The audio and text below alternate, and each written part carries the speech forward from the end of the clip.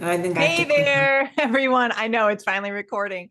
This is Natalie coming at you live from Naughty Shaman headquarters, which today is in Bethany Beach, Delaware. I'm starting a new podcast series with special guests, and I'm going to introduce her in a moment.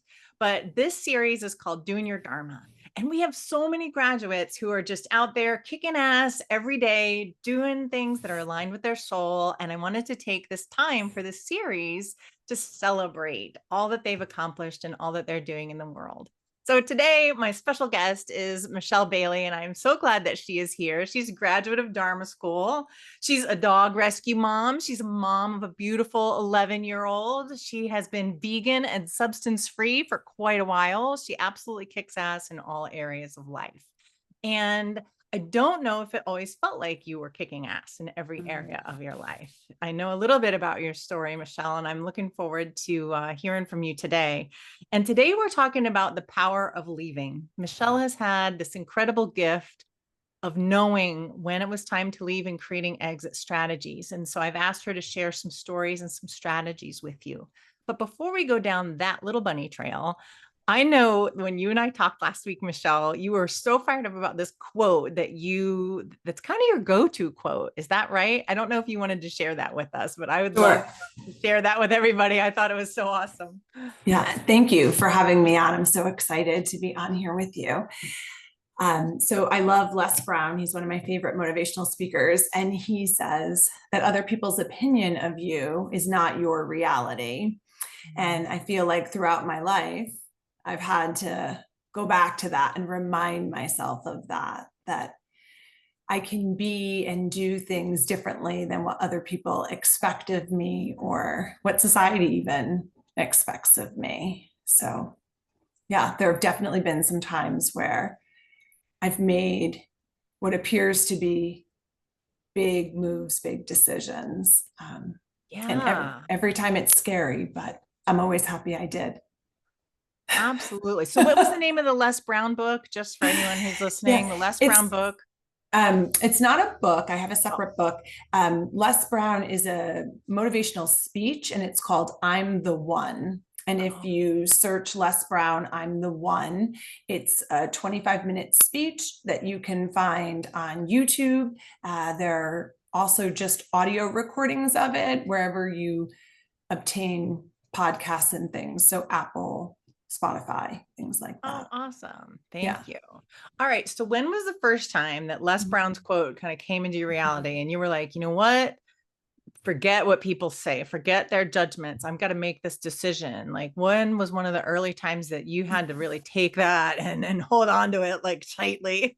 Yeah. So, ironically, if you would ask me when I was 13 what I wanted to be when I grew up, I would tell you a dance teacher. And Mhm. in my house, the policy was to go to college and choose a career that was going to make you a lot of money. And I now understand where that comes from. But my Mhm. parents wanted for me, from a good place, stability and just a livelihood that would provide for me. And so I went to school, MBA, did all of that, went and got a job in corporate America, wore legs, pantyhose, and an Ann Woo! Taylor suit. I know it was a long time Legs, ago. pantyhose. I did. I did. And I I, remember that. They're heinous. I remember wearing them though. they are to both wear and look at. Um, and so 3 years of that, of sitting in a beige cubicle, of climbing the corporate ladder, but everyone thought it was great. I had this great job out of school. I worked for Corporate Health Strategies, which was a subsidiary of United Healthcare. And at night, to pay extra money for my college loans, I would teach dance. And it was the only part of my day that I found joy in. I would be counting the hours until I could go and do that. And I just knew somewhere that that was supposed to be part of my story. And ironically, I was finishing up my MBA while I was working in corporate America. And I took a class. I had to write a business plan. My professor told me it would work. He asked me to stay after class. That business plan was my dancing school's business plan. And I feel like Spirit spoke through him. He asked me to stay. He talked to me about it. He was at my grand opening. So Dr. Frank Belizzi planted a seed to do it. And it's been 28 years. Wow. And the dancing school is still open and thriving. And I've had the ability to just really meet amazing people along the way and impact children in a way that was important to me. My dancing school was always my home and my safe place. And I wanted to create that for others. So yeah, so that was the first of like 3 big moves. So that was like in my 20s. That was the version in my 20s. Wow. It's hard to do in your 20s because there's such pressure, I think, to do the American dream, whatever your parents and your culture is trying to tell you about that. So that's incredibly brave. Wow. Yeah. So the next time you had to embrace that kind of attitude, was it with a job too? No, in my 30s. So I followed the normative plan of go to college, get married, get a house. Okay. So at 24, I was married to a wonderful man. And I knew that I was unsettled, that I just wasn't happy. I would often have a thought of, is this really the rest of my life? And I started going to therapy. And one of the takeaways from therapy was he can be a great human. He doesn't have to be my great human. That I had a lot of, no one in my family had ever been divorced. He was just a nice guy. And I would listen to my friends that had problems, whether it was marital affairs or substance problems, gambling. There wasn't any of that. We got along great. And we both successfully grew businesses during our time together. And we were very supportive of one another, but it just wasn't working. So that was one of the hardest things to let go. We are still friends. We still talk. And it was a really beautiful just transition from being married to being friends. Our current spouses are friendly with one another. We have children the same age. But at the time, everyone wanted to know what was wrong. Why was I leaving? Right. And I didn't feel like I had a good enough answer, as if there is one, other than my happiness. And that so that didn't seem like a good enough answer at the time, but thankfully for a good therapist, I learned that my happiness is a priority. So that's incredible because I think it sounds like on the surface, everything looked great, even better than your friends and family. And you know what I mean? They all had these problems and you're like, yeah, everything's fine, but I'm just not happy. How brave and how difficult that must have been. How did you come to a place where you knew the truth inside of you that it was time to go versus some kind of temptation or distraction? Like, how did you know it was time to go, even though everyone in the world outside didn't understand? Yeah. It's funny because later my therapist would say, whenever people have a big problem that they're working through, they think about it and then they talk about it and then they do it. And so before I even went to therapy, I was already thinking about it. Then I was talking about it with her, and I started dropping little things along the way to family to see how they would react and respond, just testing the water. And the reactions weren't as horrible as what I had played out in my mind. And so I think the more conversations I had preemptively, the safer I felt to release. So it wasn't like one day I woke up. It was definitely that process of I thought about it, I spoke about it, and then I actually did it in a very authentic. I had, kind of reviewed with her what I would say and just how to keep it from my heart and come from a place of compassion and love, because he was a great gift to me during that time. So awesome that you didn't jump into the victim and bully dynamic, because it's so Mhm. easy to demonize our partners when we're getting ready to leave them, because it's easier to leave with hate than it is to leave with love, or it's easier to leave with anger than it is to leave with love. And it sounds like you left that place, that marriage, with love. I did. And it's so interesting that you say that, because that was a common thing I would say to my therapist. I wish he would do something so that Right. I could be mad and have a reason for leaving. And Yes. thankfully, right, Like, that why didn't can't he do happen. cocaine? That would be so easy. Yeah, he was so kind and so gentle. And I'm grateful for that example of how a relationship should be. Yeah. So, yeah, Yeah. yeah. That's amazing. So if you were thinking about other people out there that are wrestling with the whole, should I stay, should I go, whatever, one of the things I hear in your story is that the element of people who supported you was really strong. You talked to people, they didn't react as badly as you kind of imagined. You had a therapist. There were a lot of people in your corner, it sounds like. Do you have any Mm. advice for anybody that might be kind of on that fence? Maybe they're in the thinking about it stage. That their heart knows the way. Mm, Um, and for me, I've always had a draw not to settle, yeah. that life is too short. And that's what I felt like I was doing was, it was fine, but there was no excitement, no joy. And it's so interesting to me because I remarried, and I've been married longer now than I was the first time, and I'm crazy in love. So what I believed existed does. Mm, I had wrestled with, is this what happens in marriage over time? And right. also that, but I want more, and it's okay to want more. And you change. I changed in Yeah. that decade, in that first decade. So, um, yeah. So just to follow your heart, because I believe it knew the way for Wow. me. Yeah.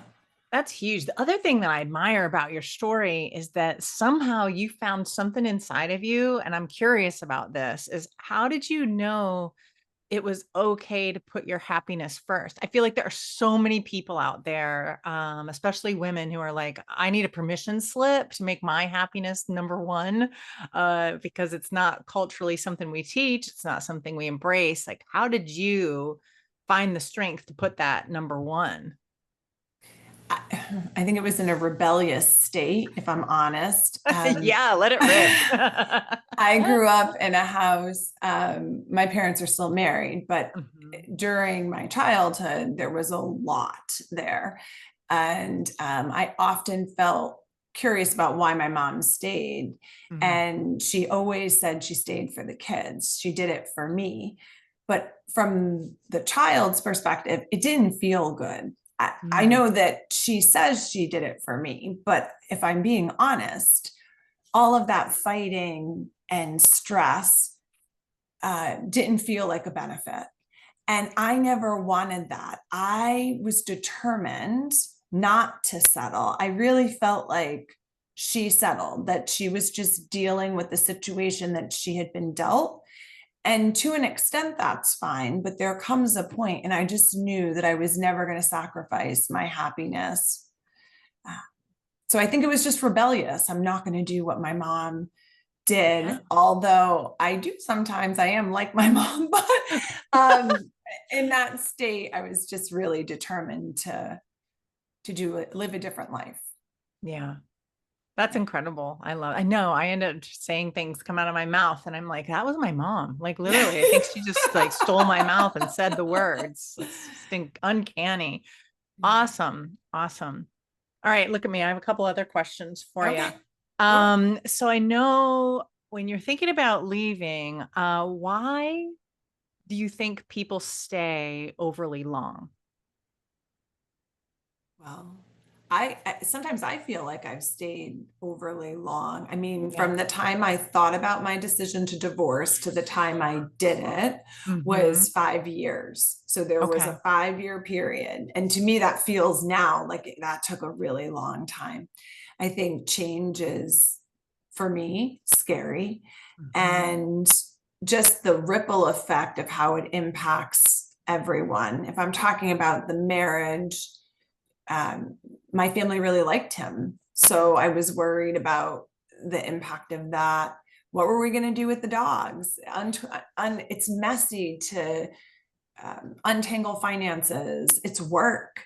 And sometimes it's so much easier to just stay.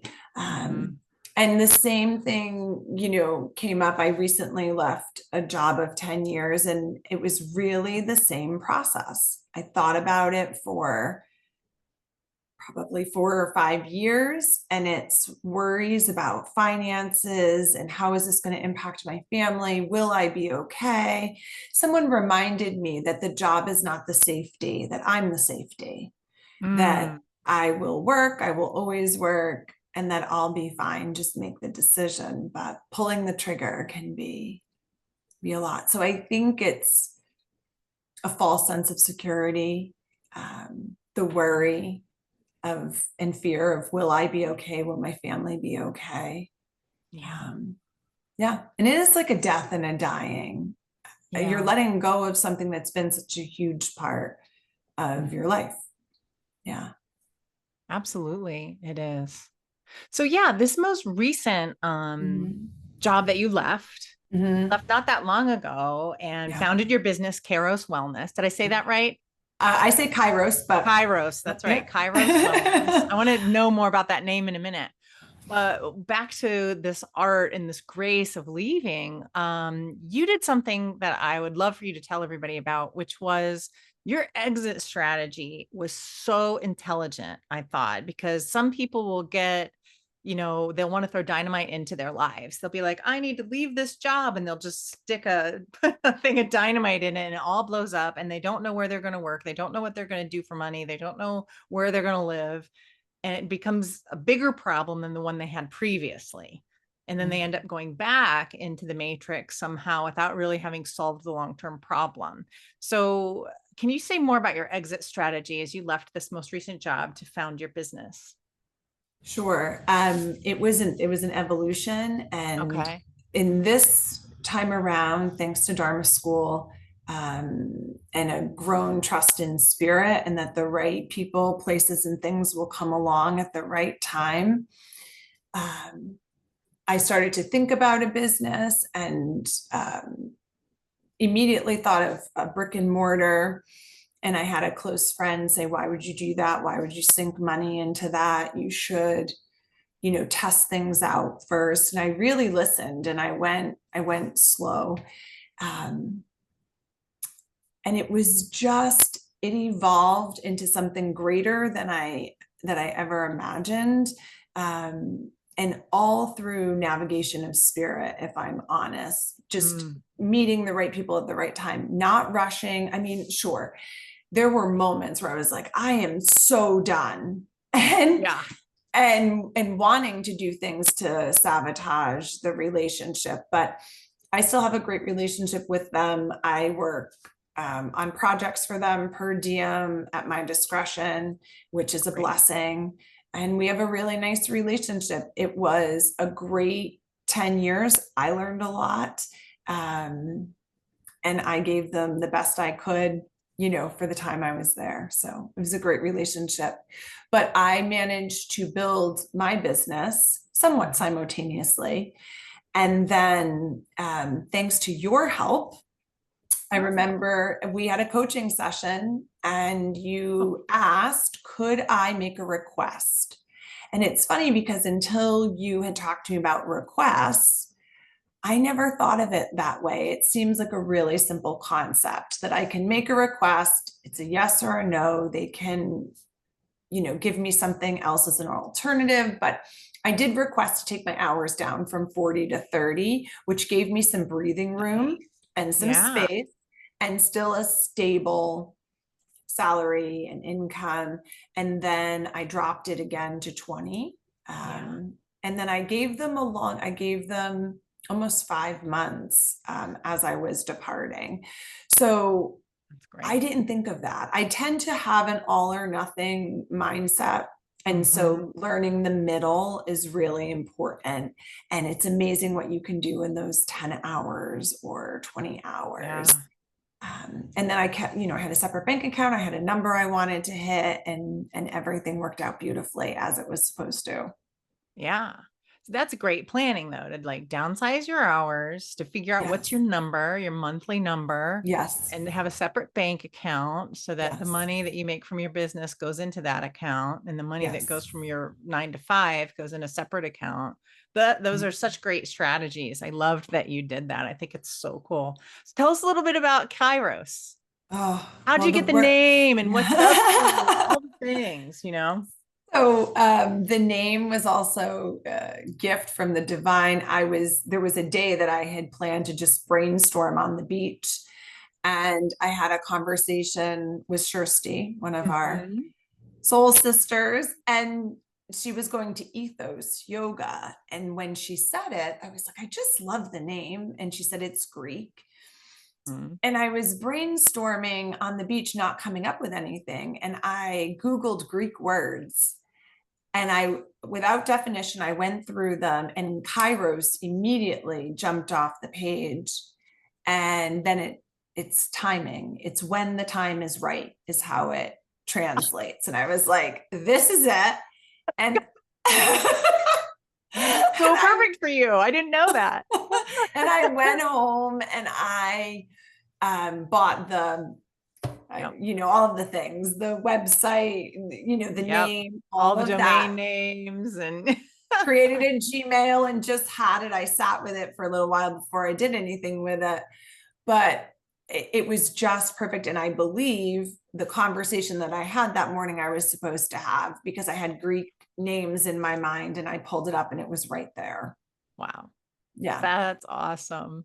So Yeah. what are you up to now? I know you've got Oh, some events, you just had a retreat. Yeah. yes. Tell us like the focus of what Kairos does. Keep I The goal is to keep people engaged in the work. Yeah. So the retreats happen quarterly. Those are the bigger events. We're together for 7 hours, deep dive. But then on the moon cycle, we do new moon fire ceremonies, full moon fire ceremonies, eclipses, which we just had. There's yoga on a weekly basis. People can do individual sessions with me, but it's all in the spirit of you can't unknow. So if you're in the room with people you do work with, it is the subconscious reminder of the work without it even being said. So just creating a community of people Yeah. that are human and want to show up as the biggest, brightest, best version of themselves. Um, so yeah, that's what we do. Oh my gosh, that's incredible. I love it. Well, do you have any other advice for folks that are thinking about leaving either a job or a relationship or the town, the city that they live in? What else would you say to them? Yeah, the better you know yourself, the easier it is to do it. Mm, So, I mean, I phoned you yesterday or a couple of days ago. Dharma School was such a gift, mm, because the way it's set up in Earthkeeper, just exploring yourself and mm. then layering and layering upon that. And until I knew myself, I don't know that anything else would have been possible. And it's being around people and tribe for me at Naughty. And I said this to you, I think through text, that you showing up as you inspired me to show up as me. Like I had to be the one to do the work. But when you're around people that are doing it and you can see that it's possible, it like lights me up. Talk about quotes, but birds of a feather flock together, right? So if you're Right. around people that stay in the same space out of comfort or ease or whatever their circumstances are, then it tends to be your normal. But when you're Right. around people to dare to want more, to believe in something greater, and Yeah. that's just the community that I found at Naughty. And that's why I keep going back, Yeah. because there are people that are living their life purpose. I love that you're doing this segment of doing your Dharma. I feel like I don't know, it just inspires. I knew from the first moment I met you that something great was going to happen, and I didn't know what. But fast forward, here we are. Oh, oh yeah. I could tell the first time I met you, like there's a greatness to you, and it's been so great to watch it to continue unfolding. You've always had it. If you started your first business, what, in your 20s with the dance studio. So I mean, you've always been living into it. But I love how you're living forward, how you're living into the further and living into the bigness that you are. And I know you have big things planned for Kairos, and I can't wait to find out more of those. And I just think that if there's anything that we can ever do to support you, we're so there, because you are a freaking rock star and you're Keep inspiring offering. so many people now, like people call me like, you know, Michelle, and she's amazing. And I'm like, yeah, I know. Such a huge part of that is Naughty. So just keep offering content. Okay, I'll keep doing that. Offering podcasts, get your book published, off a Dharma School, do all the things. I'm working on excited. it. I'm working on it all, girl. You inspire me. Yeah. Yeah, I love that about our community, because it does tend to, all of us kind of inspire each other. You talk about Shirsi and Heather, like there's all these amazing people that are out there just doing their Dharma. And I love it. It's the only reason I'm still on Facebook, so I can see like what's everybody up to. It's incredibly inspiring. Yeah. Awesome. Well, awesome. It's been awesome. Is there a book that you are reading that you want to share with everybody, or a book that changed your life?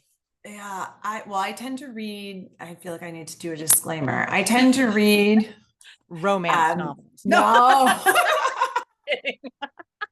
No, I don't read a lot of fiction. I read a lot of biographies, but the common theme is that I love people's stories. I think everybody has a story to tell, and I can learn something from every single one. So fighters have my favorite stories. Yeah. And so one of my favorite fighters of all time, now a mom, I even took the book out, but Ronda Rousey wrote the book, My Fight, Your Fight. And, growing up, her father committed suicide.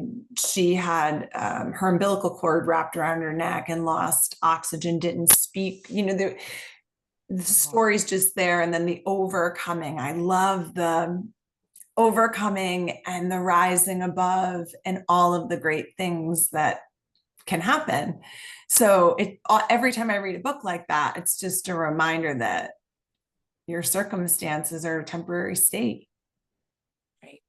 And that tomorrow's a new day, and we get to do it all again. So because sometimes it can feel overwhelming. Yeah. And just the remembering that it changes. It changes, and you've got what it takes inside to make that change. I think that's definitely a part of your story, part of her story. I'm sure. It's awesome. Yeah. From Dharma though, too, I just learned early on, because I had doubt of, could I do what all of you were doing? Did I have that power within me? And I did. You and your team talk about it all the time. Everybody has it. It's the discovery. And then the more you realize it, the more it grows. And so I think if everybody just remembers and notices, right, they can make it grow. So thank you for that. Oh, my pleasure. My deepest honor. Awesome. Do you have any retreats coming up? I know you said you might have something coming up in November. Anything you want to say before we sign off for the night? Thank you. I was asked to host a retreat in Westbrook, Connecticut. It's an overnight, all-inclusive. There's yoga and meditation. It's just a wellness retreat, and it is the weekend of November 14th. So they can find that on Kairos, and I hope to see them there. Right. So if you are looking for the link to Kairos Wellness, don't worry. We're going to put the link up above. So check it out there. You can click there. You can also get a hold of Michelle directly with her email that's also there in the, the headline of the post. I don't even know what that's called. That little space where you write stuff. Yeah, that's where it's going to be. So You can see how technological I am right now. Me too. Me too. Oh, well, thank you so much, Michelle, for making time for us today. You're just awesome. And just keep grooving, keep inspiring people. It's amazing to watch what you're creating. Mirror, mirror, you too. Thank Mm. you. And thank you for tuning in. We appreciate you and love you. So keep grooving and look for more of the Doing Your Dharma series. We'll have special guests coming up and we'll be releasing those every few weeks. And if you have any hankering for personal growth, then we do have Earthkeeper coming up. That's coming up in Connecticut in the fall, in Michigan in the spring, and we're going to be offering some new courses starting in January. So stay tuned at naughtyshaman.com, where we like to keep the sacred very wild and very real. Thank you all. Mwah.